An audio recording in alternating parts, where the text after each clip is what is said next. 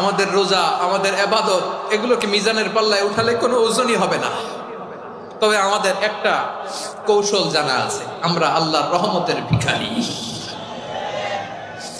আমরা সেদিন আগেই গুনার স্বীকৃতি দিয়ে দেব।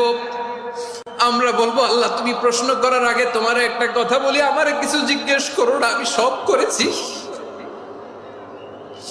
এমন কোন পাপ নাই যে পাপ আমারে দিয়ে হয় নাই।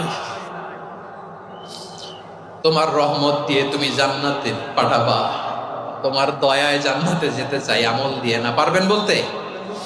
কিয়ামতের দিন আমরা বলবো, আল্লাহ আমার আমল দিয়ে জান্নাত চাই না, আমি তোমার দয়া দিয়ে জান্নাত চাই। তোমার দয়া ছাড়া আমার কোনো উপায় নাই।